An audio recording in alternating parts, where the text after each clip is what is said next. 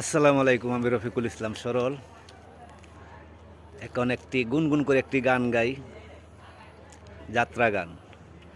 দাদায়ার যাব না ওই স্কুলে কিতে,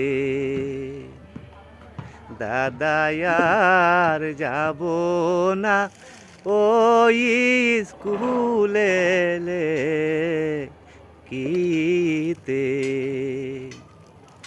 ওই স্কুলের তুতামিয়া দাদা গো, দাদা গালি দিল মুরে, দাদা আর যাব না ওই স্কুলে গোলে কিতে।